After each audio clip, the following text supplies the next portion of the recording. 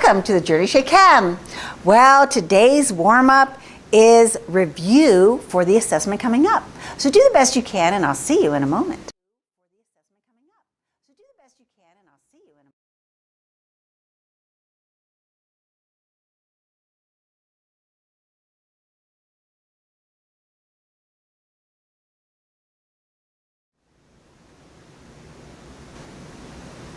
Number one, the very first thing that we do is write a chart of the variables that are given in the problem. We are given the initial volume of 50.5 centimeters cubed, and we are given an initial pressure of 745 torr, and the temperature is 85 degrees Celsius, which must always, always, always be converted to Kelvin. And therefore I add 273 to get 358 Kelvin. And I'm going to standard pressure and temperature. And I know that because I have torr, I'm going to use my standard pressure and torr as well. And that way I don't have to worry about a conversion. And then I know that I have volume, pressure, and temperature, so I must use the combined gas law. And V1 times P1 divided by T1 equals V2, P2 divided by T2. Therefore, V2 equals V1 P1 times T2 divided by T1 P2. Then I merely substitute my values in. And the table makes it very nice to do that. And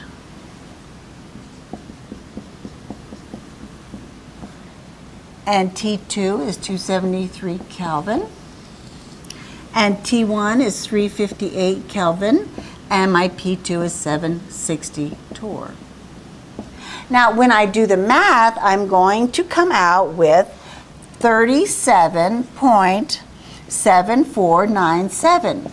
And I know that I must make a conversion because I want a different unit of volume instead of centimeters cubed. Therefore, I'm going to go ahead and round it to the right number of significant digits. So I look back at my original problem and I see that I need 3 significant digits, or the least number of significant digits given in the problem.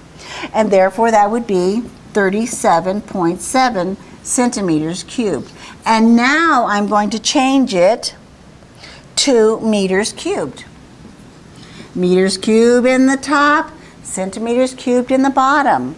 And there are 100 centimeters in 1 meter. Therefore, if I cube 100, I get 1 times 10 to the 6th to 1 meter cubed. And therefore, my final answer would be, this is the same as 3.77 times 10 to the 1. And 1 minus 6 is minus 5. And therefore, my answer is 3.77 times 10 to the minus 5 meters cubed.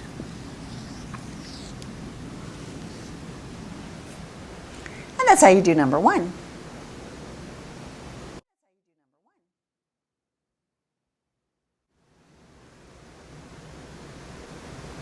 In number 2, we're having a cow.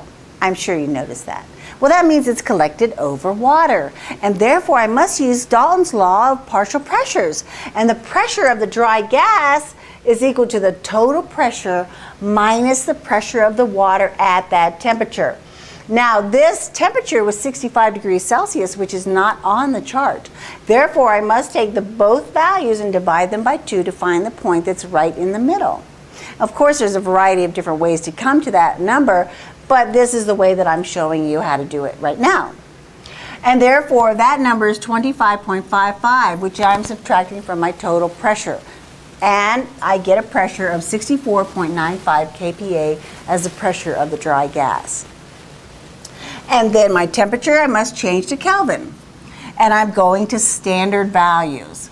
Again, once I have my chart, I realize that I must use the combined gas law. And here's my combined gas law.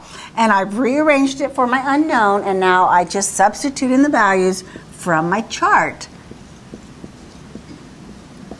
And my P1 is 64.95 kPa. And my T2 is 273 Kelvin divided by 338 Kelvin. And my P2 is 101.3 kPa. Now, I know that I'm going to make a conversion, but first I'm going to solve it with these numbers, and I get 129.4659.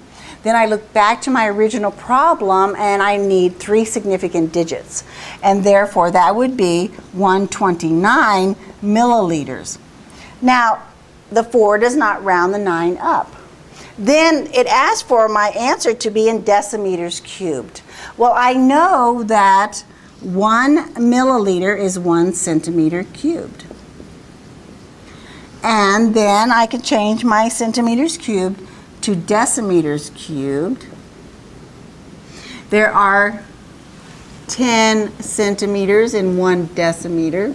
Therefore, if I cube 10, I get 1,000 centimeters cubed is equal to 1 decimeter cubed. And therefore, my final answer is 0.129 decimeters cubed. And that's how you do that problem. Now, we have the review worksheet to go over, and I wanted to tell you a little bit about the format of the assessment that you will have. There are some short answer and some conversions and some fill in the blanks, and they're all worth 4 points. I would suggest that you go over that review worksheet and know the material in there. And then you have 4 problems, each worth 4 points. And the pressures of the water at the various temperatures will be given to you on the assessment as well, so you don't have to worry about having that chart. And I think that you will do very, very well. We've had lots of practice, and I wish you all the best in studying, and we'll see you tomorrow.